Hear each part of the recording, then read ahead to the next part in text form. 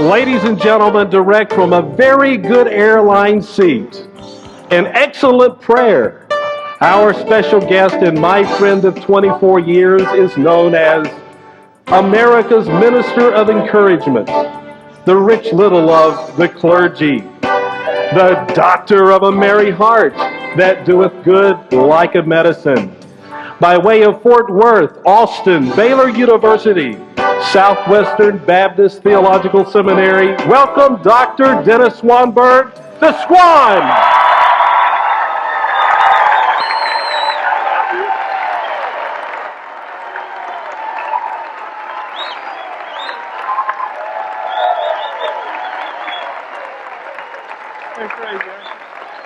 All right. Woo!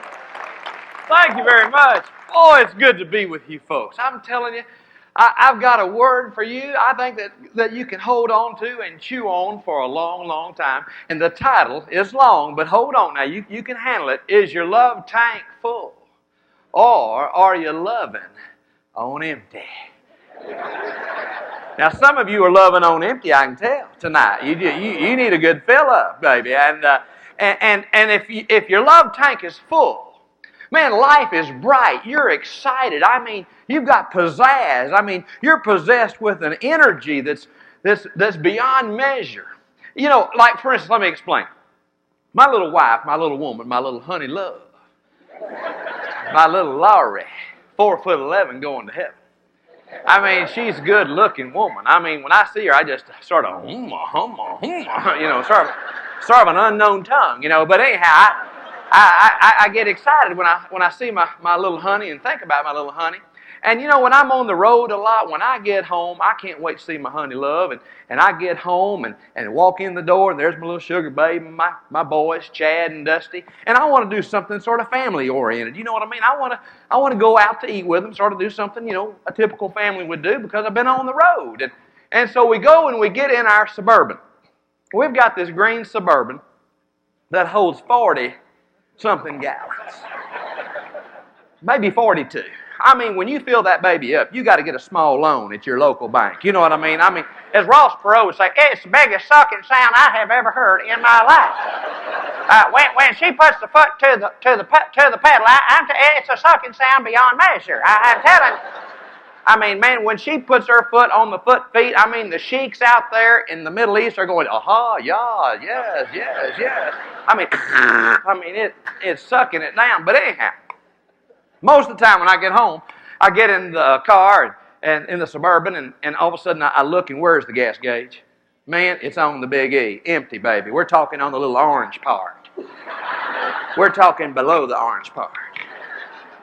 And I'm going, woman, you need to fill this car up with gas, baby love. Good night. You're going to be on the side of the road someday. I'm going to be gone on the road. You're going to be there helpless, my soul. Good night. Woman, fill it up. Oh, never let it get below a quarter of a tank. Honey, okay, I'll try to do everything, okay? You know, you're gone and you know, having a good time, and I'm working, okay? I'm here at home. And I try to do it all, okay? I'm going, okay, baby. You back off, you know what I mean? You sort of step back and say, okay, baby love. Well, what I've learned to do, man, when I come home off the road, I just go and get. I just go and get in the Suburban, and I take it to the gas station and fill that baby up. I mean, it's a long time. I just sort of, you know, have a book with you. But anyhow, you know, newspaper, but I mean, it's going to take a while to fill that baby up. And when you finish filling that baby up, then you come back, you see. And then I go in and say, hey, baby love, Big Swan filled it up for you, baby love. Well, thank you, honey. That helps so much. Thanks. I love you. I went, yeah, baby. I said, well, you better hold on to your man, baby. Better hold on to the Big Swan. Better keep me, baby. I'm God's gift to you. You know. Oh. Well, I tell you, when I fill up that Suburban, when it's full, I'm telling you, that little woman can go everywhere. She can go this mall, that mall, and I mean, she's just happy and just drives and just goes and goes. Life is full and rich. The promises of God, oh, they just sort of grab her heart and soul, and she just lives life. But when she's on empty, I mean, she could be sidetracked. She might not make it, and that's not a way to live. And you know, that's the way we are in our love languages. You know, I mean, we all each have a love language. I mean, a language that we really like, that really fills us up. Now, I know the Lord. I know the Lord fills us up with His love. I know that. But I also know that He chooses to fill you up and fill me up with love from other folks as they love us in our language, our own tongue. We all have a language. And man, when we love each other in their particular language, oh my goodness, life's great. And there's all kinds of languages. For instance, let me start up there is the language of laughter. And oh, this is one of mine. I love to laugh. I've laughed all my life. I love to make people laugh. I love just to sort of help folks lighten up. And I realize that my language of laughter is a good example, for instance, of all the many various kinds of languages because, for instance, I do those voice impersonations, you know, and there's so many voices out there, just like there's so many languages. For instance, like there's the voice of old Don Knotts. Now listen, has anybody seen Thelma Lou? She's the cutest little thing you've ever seen. Bless your little heart. Now, you know, and so I'll use that voice, and I'll use a Jimmy Stewart's voice, you know. For some of y'all are getting older, you know. And you know you're getting older whenever time you lean over to tie your shoe, you decide to stay down there a while, you know.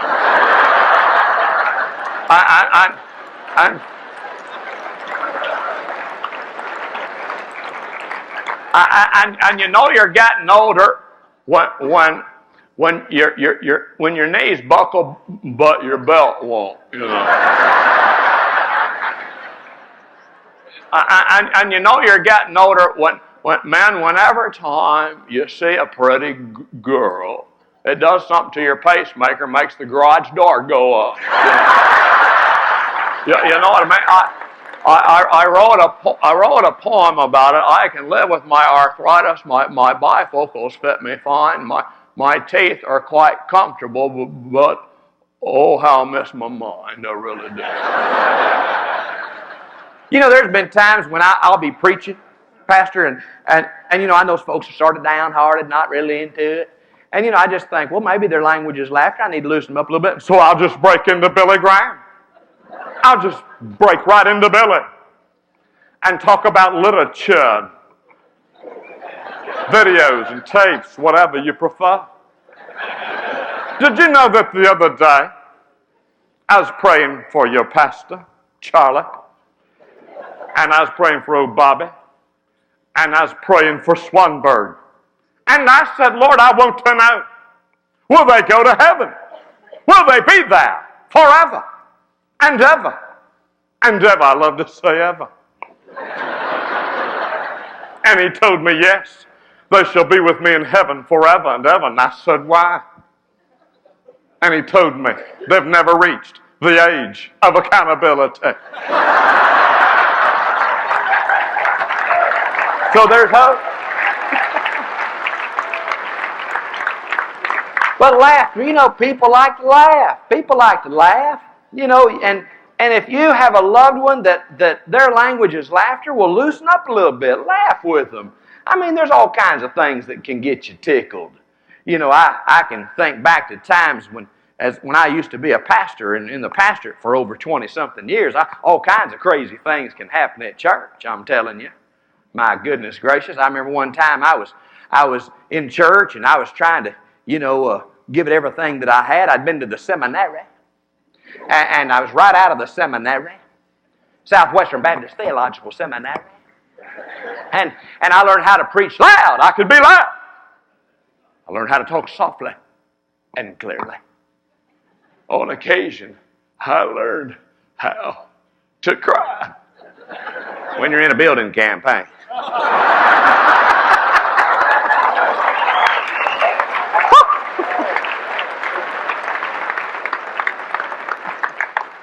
And I learned how to preach on the high gestures for the heavenly, medium for the worldly, lower for the naughty, combinations. They think, what a man of God. I learned how to use my glasses. They think, what a man of God. A scholar, a man of intellect. And yet all I'm trying to do is remember, do the Cowboys come on at 12 or 3? But I remember when I'd always wait on the choir. Pastor, I don't know if you ever had to wait on the choir much, but I'd always wait on the choir, walk in with the choir. I thought it looked good. And so I'd walk in with them, be the last one to come in. Well, usually I'd have to sort of prompt them, go to the choir room and say, y'all ready to go? Y'all ready to go? It's about time. It's about time. Y'all ready to go? Let's go. And one little lady said, Brother Dennis, my V-neck, should I have my V-neck up against my neck or should I show my collar? I want to say, lady, who cares? But you don't do that in ministry. You don't do that. I said, looks good either way. Well,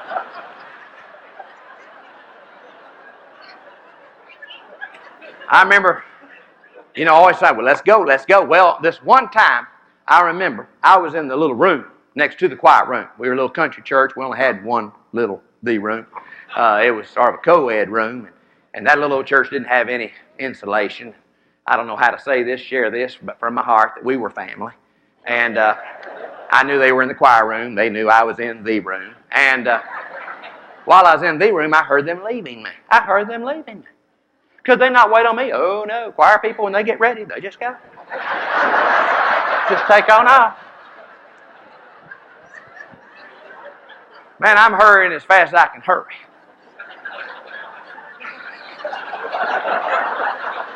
I opened up that door. I hooked them, you know what I mean.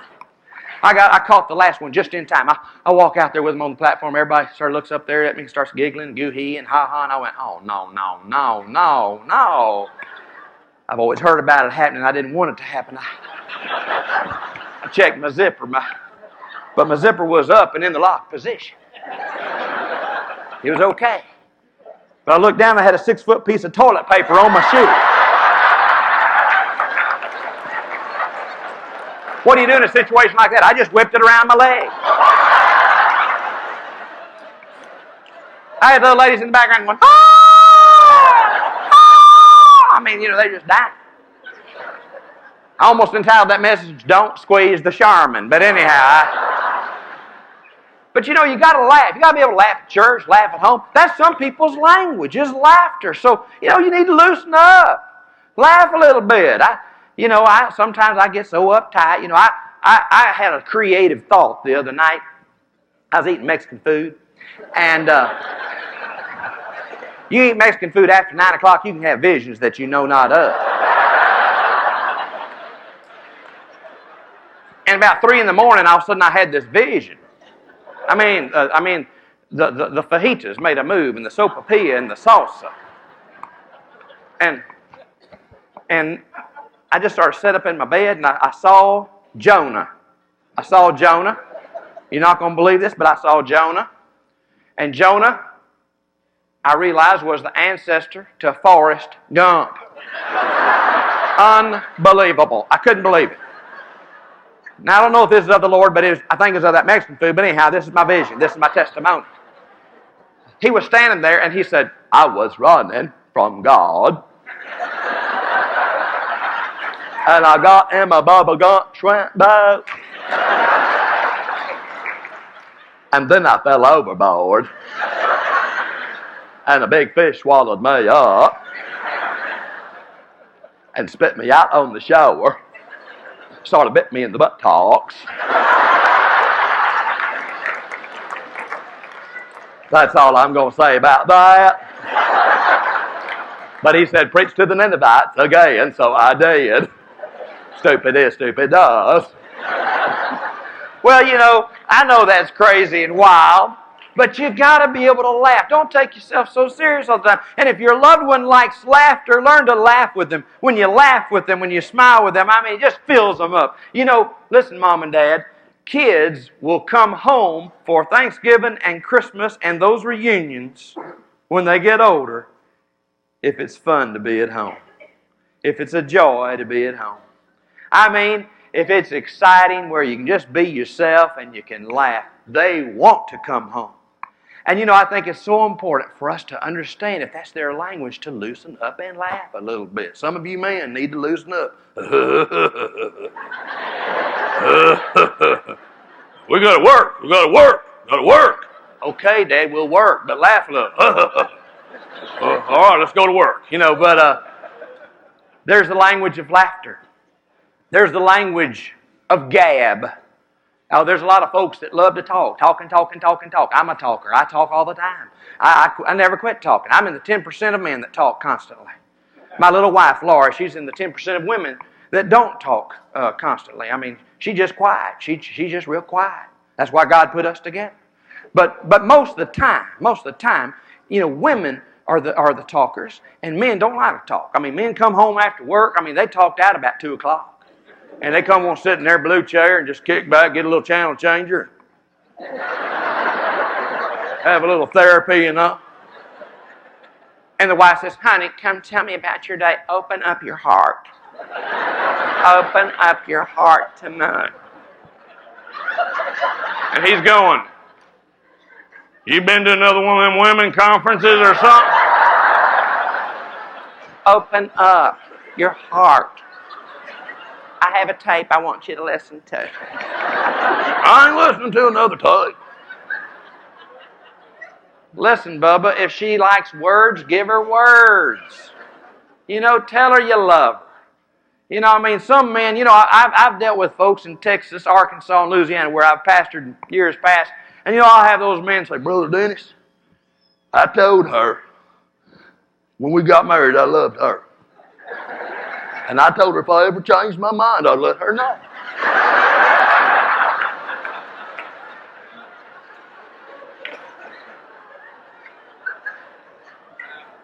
I said, Bubba, there's a Hebrew word for that.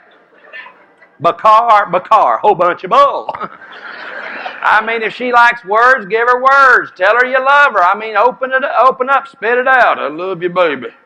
Oh, honey, say it one more time. I love you. Okay, I said I loved you. And you know, but that's what she needs. That's what he needs. If they're verbal, give them words. You know, I'm so verbal.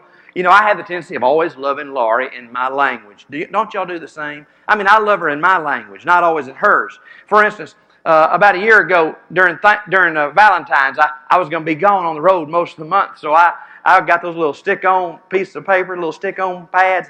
I wrote about 30 little notes and stuck them everywhere through the house. I mean, I put them in the freezer. You open up the freezer, it says, it may be cold in here, but my heart burns for you, baby.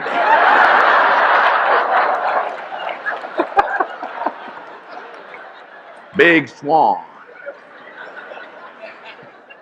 I had them in the cupboards, in the drawers. I had them under the bed, in the bed. I had them in the bathroom, on the mirrors. I had them in her car. I mean, everywhere. Little notes all over everywhere. When I got down the road a ways, I called her on the phone from the motel that night. I said, baby, love, Big Swan. Your man, baby, love. Did you get my notes? Yes, I did. What do you think, baby? Well, it was nice. They're nice. Okay. Well, baby, what do you think? Well, left little stickum stuff everywhere all over the house.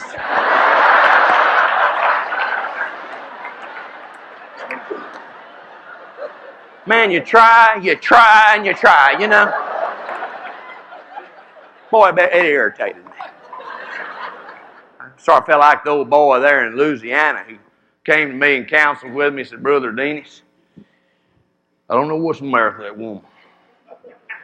I fixed her a deer stand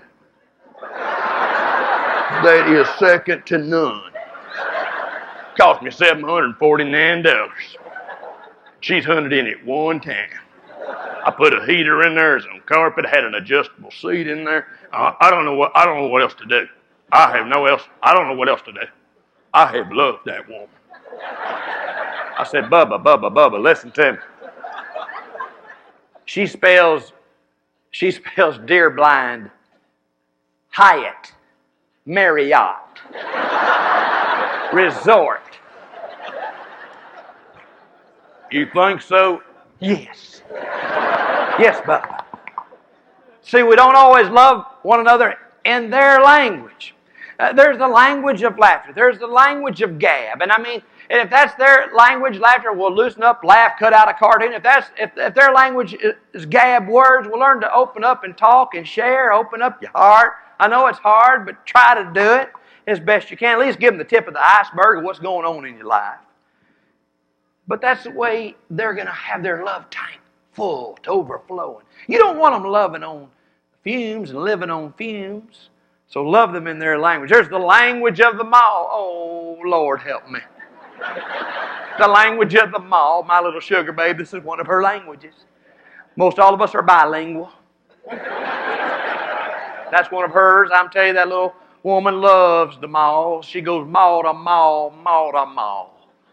Oh, happy little camper is she when she's at the mall. She loves gifts, to buy things, nice things, and she buys us nice things all the time. That's her language, and I have to work at it. You know, I have to work at that language. I'm not good at it. I remember one Christmas a few years ago, I got her a set of golf clubs. She played with them one time. I remember when she opened them up, she just sort of went, "Thank you." You know, my family was there, my sisters and their spouse and family, and she just went, "Thank you very much, okay."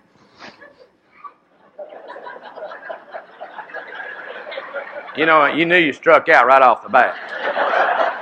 Well, gift number 2 was some little, you know, dainty kind of little hubba little outfit. And she opened it up and went,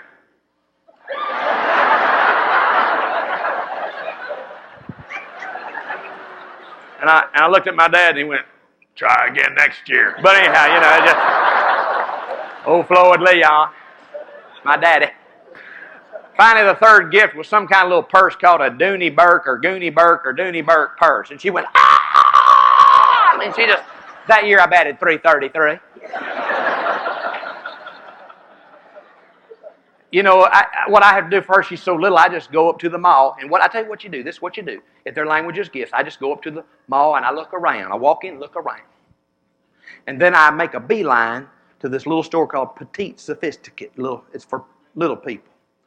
And I just walk in there and say, "Here's her picture. Here's her sizes. I want the most expensive thing you got in there. Wrap it up and make me happy and make her happy." So they do. I charge it. And in honor of Larry Burkett and Ron Dunn. But anyhow, you know.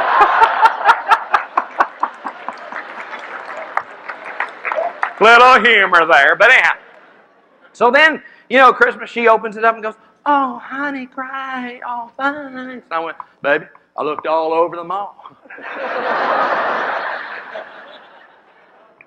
Language of gifts.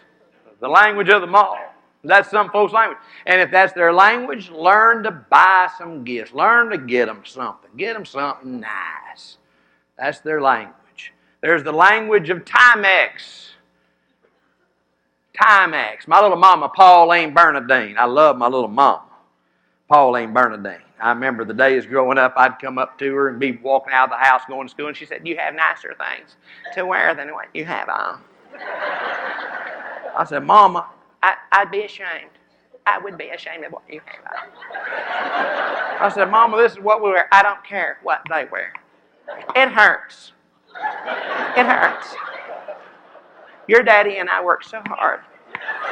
It hurts. It hurts your daddy." I said, "He don't look hurt. He's hurt."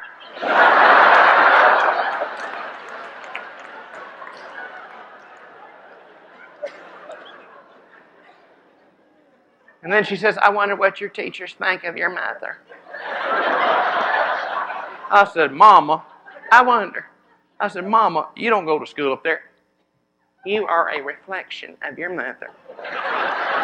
I went, "Lord help me." You know, I thought I had a problem. But anyhow, and then I remember those days when I'd come home and my little mama would be there to hug. My mom was a hugger, and she'd say, "Hug your mother. Hug your mother." My little mama, Pauline Bernadine, about 5 foot tall. I said, "Hug your mother." I said, "Mama, I don't want to hug." I said, "Hug your mother." And I said, "Mama," I said, you know, when they get upset, they skip syllables. You ever notice that? My daddy, Floyd Leon, was sitting there buying a lazy boy recliner. He grabbed that stick and went, boom, broke that thing down and said, "You better hug your mother right now." Daddy knew if she was unhappy, later on he'd be unhappy. But anyhow,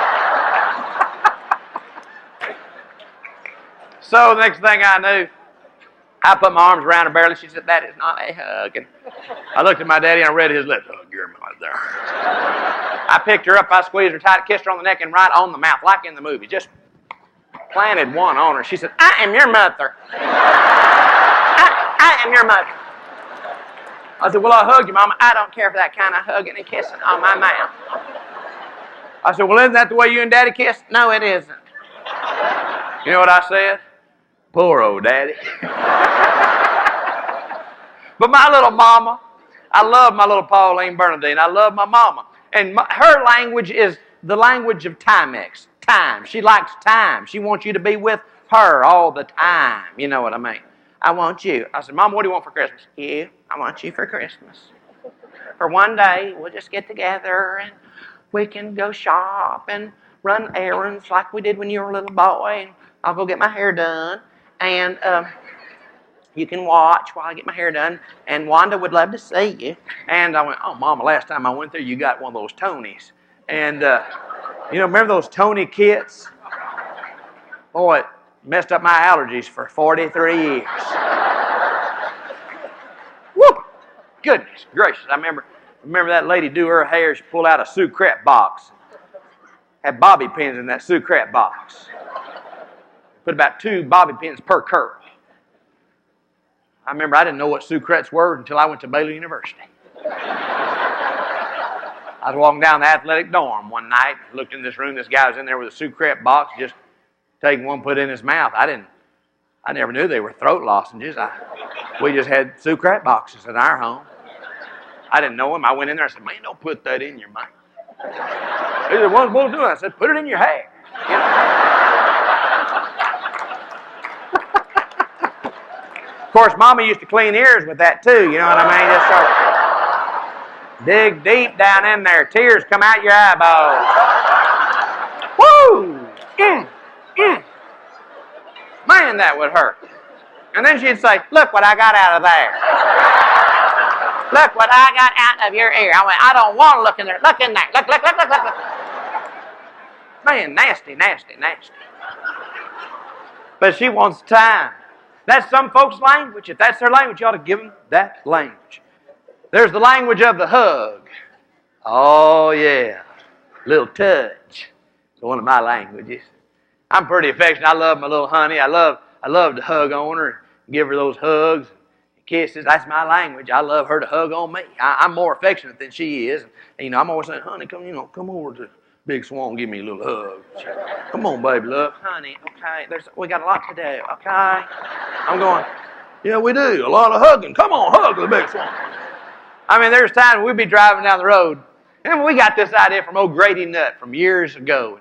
We'll hold hands, just be me and Mama in the car and driving along down the road and, not really saying much, not mad at each other, just, how you drive and just started listening to music. And all of a sudden, I'd reach over and grab her hand. We hold hands. And if I squeeze 3 times, I love you. She squeezed back, how much? And then I go, oh. One day we were going down the road. I went, I love you. She squeezed back, how much? I went, oh. Then she went, oh. And I went, oh. And she went back, oh. And I went, you want to pull over here at the roadside park? She said, drive, okay? Just drive.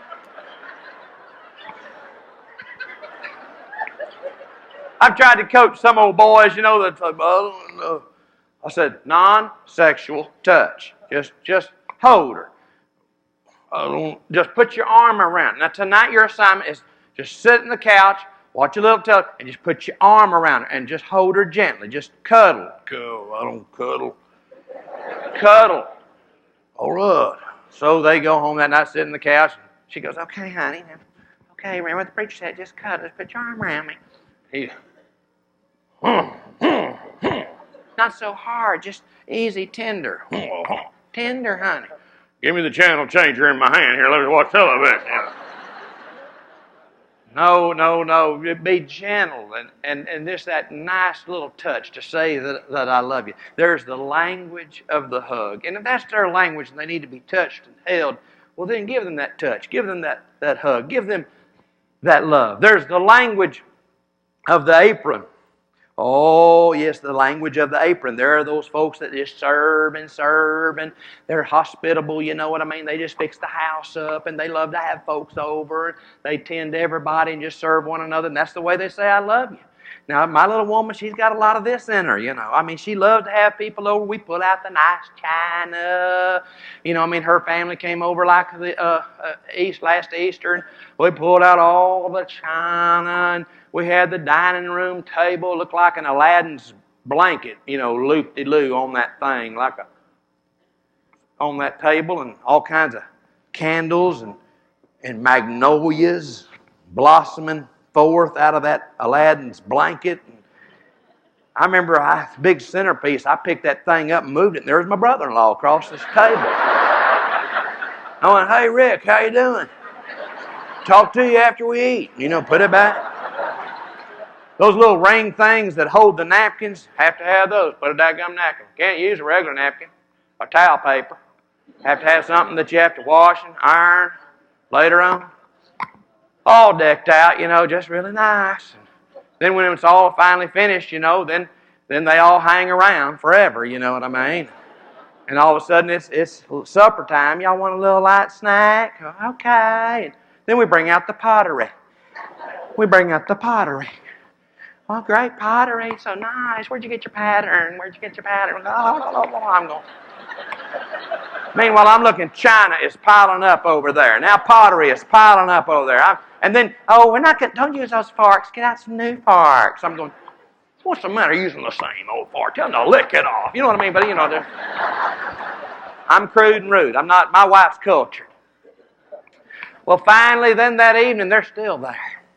Y'all want a little dessert or something? A little dessert? And we'll bring out another little dish.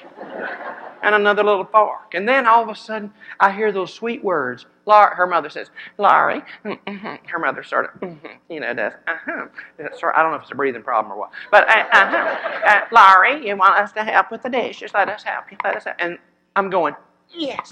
And what does my wife do? Oh, we've got it. Y'all go on. We've got it. Y'all go on. I'm going, oh. When the last one leaves, I'm going,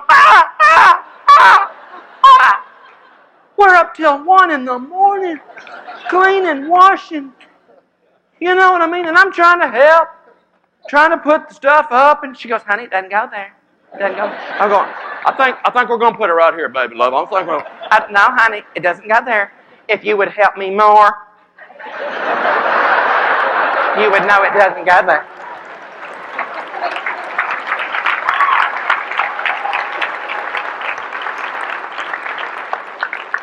Oh, they know how to get you, don't they? There's the language of the broom, the vacuum cleaner, and the dusting rag. Remember old Paul Lynn? Oh, my goodness. Dusty. I told my sugar babe, I wish I was a piece of brass on that fireplace. At least I'd get rubbed on every now and then. You know what I mean?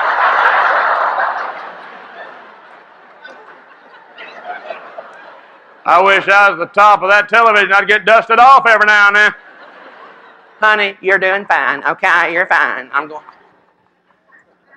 And they clean. She loves to clean. And some people, that's their language, just by cleaning and making everything nice and neat. You know, I'll come in off the road. I'll sit in my blue chair kicking back, you know, just to rest and look at the house that I'm trying to pay for. I'll look up on the fireplace. On the fireplace, there's always seems something new in the home when I get back. I mean, something new just sort of comes forward. I was sitting there and I looked on the fireplace and there's this vase with a bunch of sticks coming out of there. Just sticks coming out of the vase. Not a bud on there, not a flower. I went, what creek did you get those out of? I didn't get them out of a creek, honey. You don't want to know what I paid for it, but isn't it nice? I'm going, Came home one time and there was a ceramic dog by the fireplace. We've never even had a dog that looked like that dog.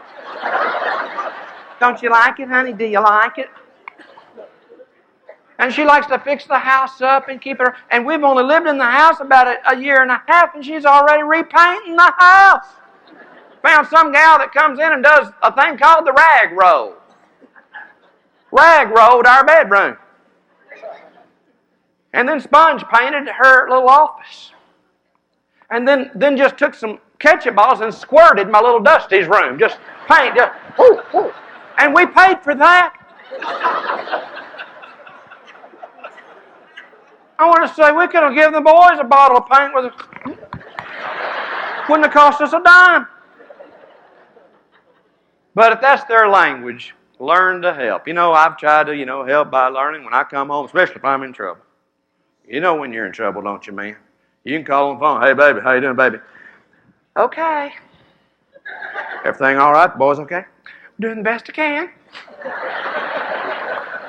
I start to feel like Tim Conway. Okay there. Okie dokie dokie doo. Okie dokie. All right there. Oh, okay. Oh.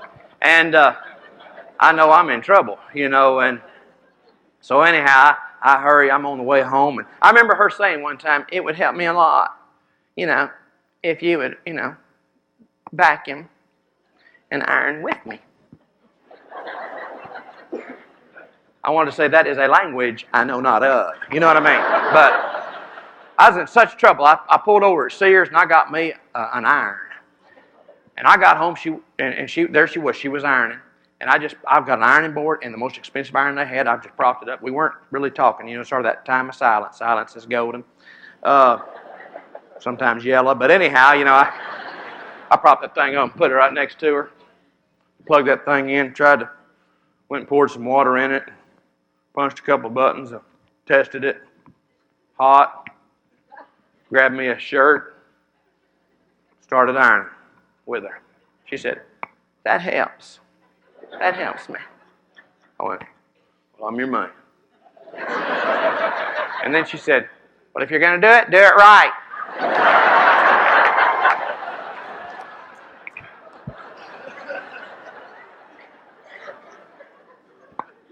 Man, sometime when I'll be at home, I know I'm in trouble, and she calls on the cell phone. I purchased her a cell phone for emergencies. The $18.95 per month for emergency. Our first bill was $159. Everything is a crisis to her. I'm at home by myself, and I know I'm sort of in trouble again. All of a sudden, she gets on that cell phone, and she calls, and I go, hey, baby. She says, hi, I guess you're home. I said, yeah, I'm here, baby. Look, I'm on my way. Where are you? Just 2 blocks away, coming around the corner. I'm going, that's 35 cents. Okay, baby. I'm coming. Okay. Good night. Another 50 cents. She's coming 2 blocks away. But I thought I'll use it to my advantage. I knew I was in trouble, so I went and got that vacuum cleaner around. And right as she pulled in, I was going,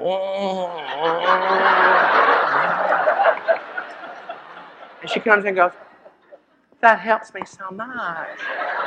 I went, better keep the big Swan, baby. Of course, I'm trying to build up some dividends, but anyhow, love them in their language. There's the language of arts and crafts. Some folks, some of your loved ones, they make things. That's their language, make little things, sew things, make quilts. My grandma used to do that. My grandma Belle. My Aunt Mary Lou, she makes these little rabbits that, crocheted rabbits you put around an egg, for Easter. One year, I think she made 500 of those things. Just little eggs, just around the egg. And she made rabbits one time that you put the Lysol can in there in the bathroom with a head on it, a crocheted rabbit. Where's Lysol? In the rabbit! But anyhow,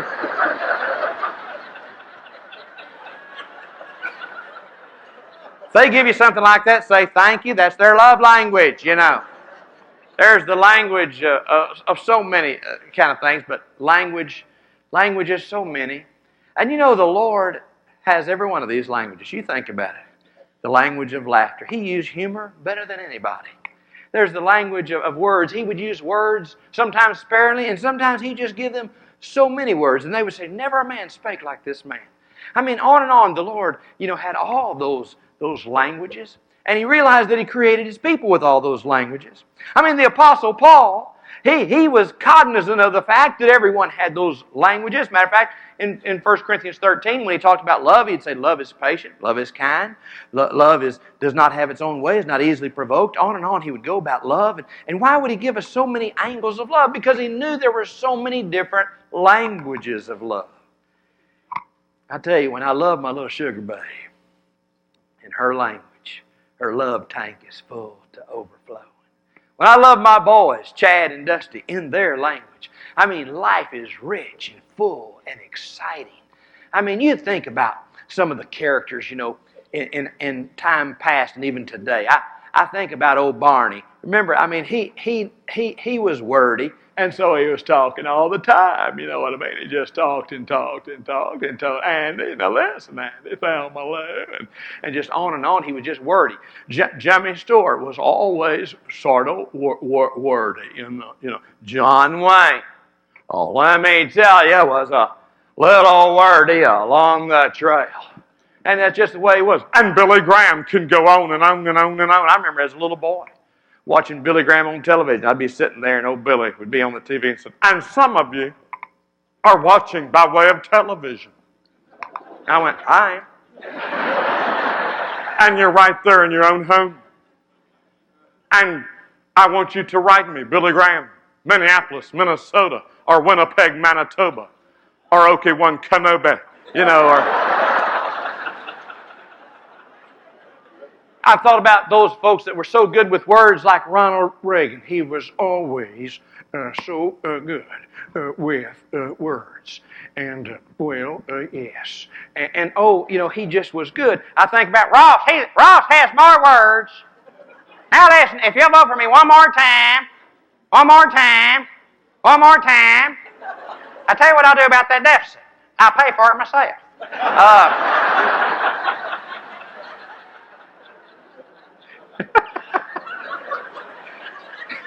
There's a lot of languages out there. Folks that are verbal. I think of others. I think of old Mr. Haney on Green Acres. Remember him, old Pat Buttram? He was verbal. And he quoted that poem to his little sugar babe one time, got him in trouble. He said, when angels fashioned you, my love, they took the very fairest things that made you fair. Took two perfect seashells for your ears and robbed morning sunbeams for your hair. From the sky came the stars, which are your eyes. The rose was robbed to paint your sweet mouth red. And then the angels smiled, and from a bird they took the brain and placed it in your lovely head.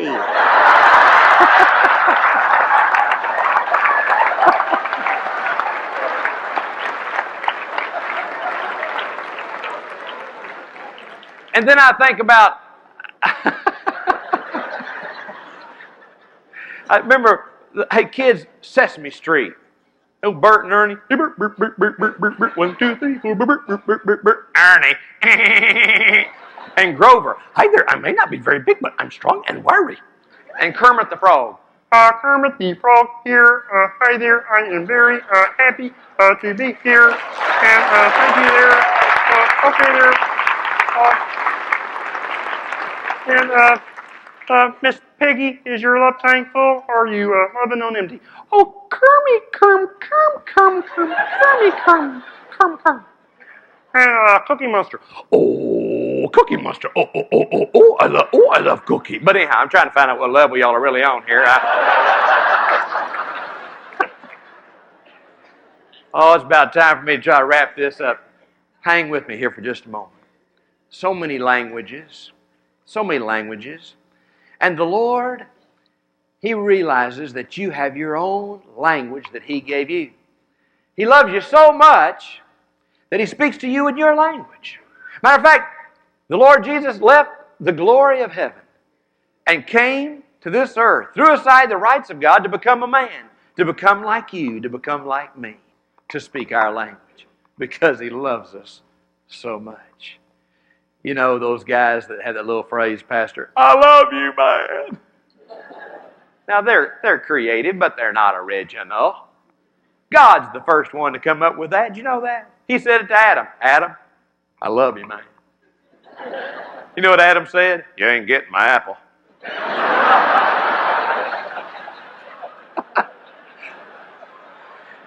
You know what God said? You ain't living in my garden either.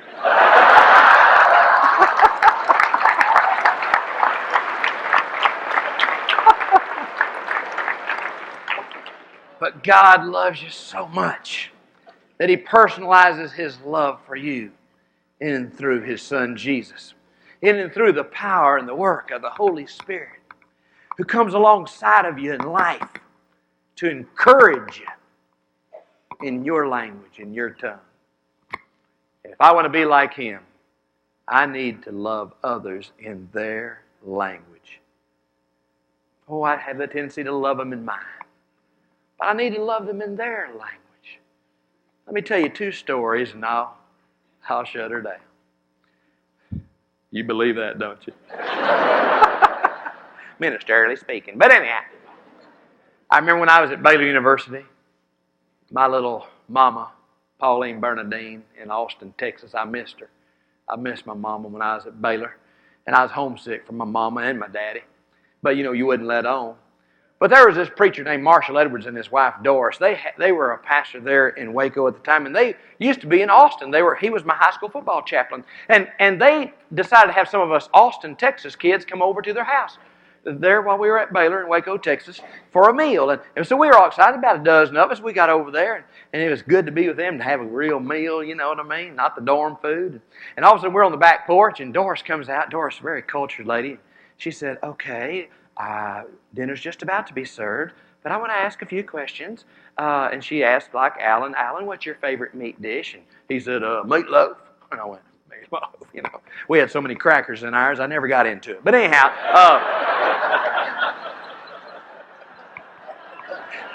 you know what I mean, Pastor? We've been there. And she said, "Well, I've got meatloaf." He said, "You do? How'd you know that?" "Well, I called your mother." And then she asked another student, "What's your favorite dessert?" and this and that, favorite salad, and they got just about all of them. And came to me, but I knew she wouldn't know my favorite food. But she said, "Dennis, what's your favorite dish of all dishes?"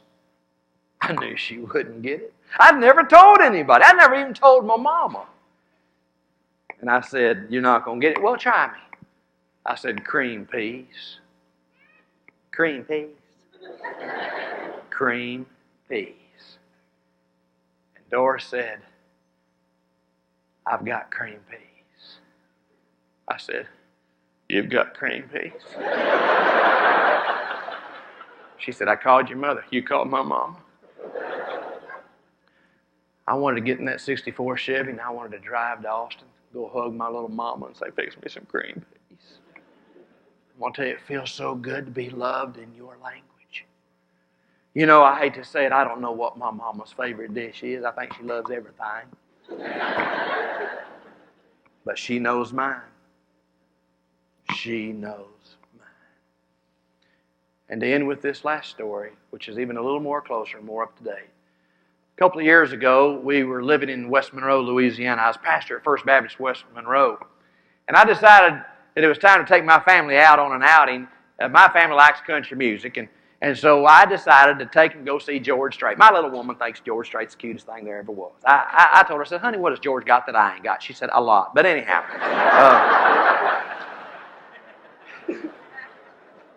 And so anyhow, I remember we were finishing, you know, we were getting all dressed up. I had on a Mo Better shirt, you know, Garth Brooks Mo Better shirt. Little Dusty, my little boy, he had on a Garth Brooks, a Brooks and Dunn shirt, sort of like a flame of fire. He looked like he was all decked out. Chad had a Mo Better shirt. My little woman, she looked like a Lori Morgan. She didn't look like a pastor's wife. You know what I mean? I mean, she more like a deacon's wife. But anyhow, we just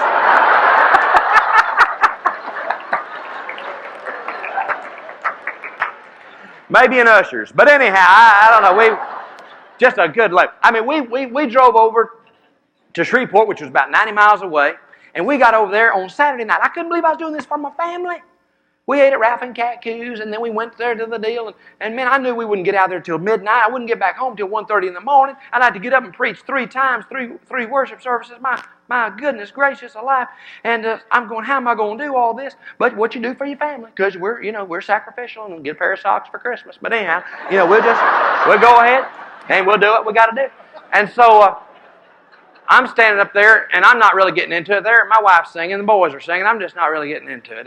And we're there and just sort of enjoying it as best we can. Well, I got to tell you about something that happened about a week before that.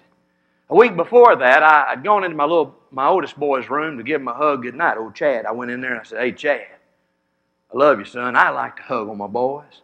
My dad and I always shook hands, old Floyd Leon. "Hey, put her there. Hey, come on, put her there. All right." And that's the way he says, "I love you." That's sort of his way. And but I like to hug on my boys. I'm going to give them a kiss. And I said, I'm going to do it forever. I won't do it in public, but I'm going to hug them and kiss on them. You know what I mean? And so I go in there and I'm hugging on them and I'm giving them some kisses. And my boy goes, "Daddy, come on, man. You always telling me you love me and hugging on me and kissing on me. Gosh, man, we're men. We're men." I said, "Son, I'm your daddy." "Dad, but we're men." He's about 13 years old. I said, "Well, son, I'm your daddy."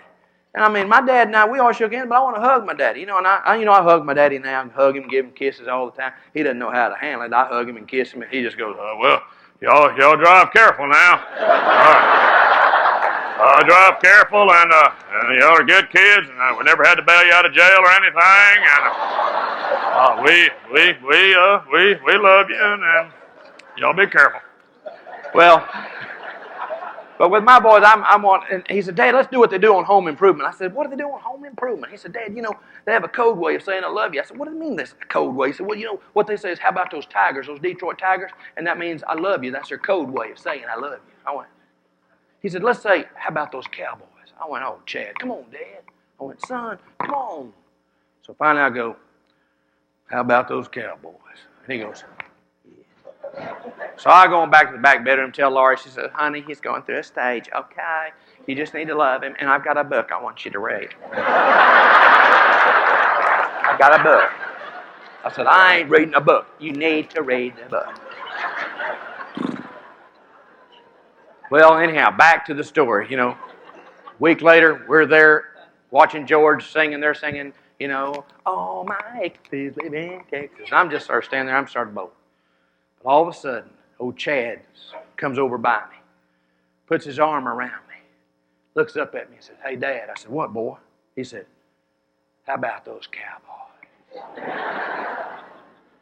And I got into it. "Amarillo by morning.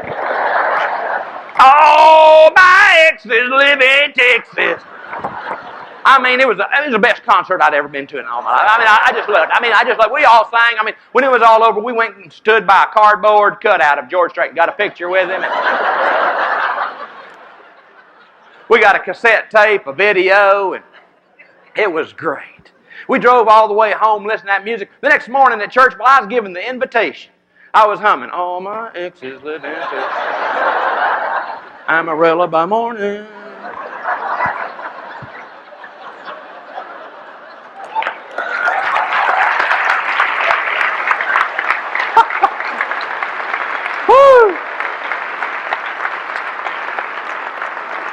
All that to say,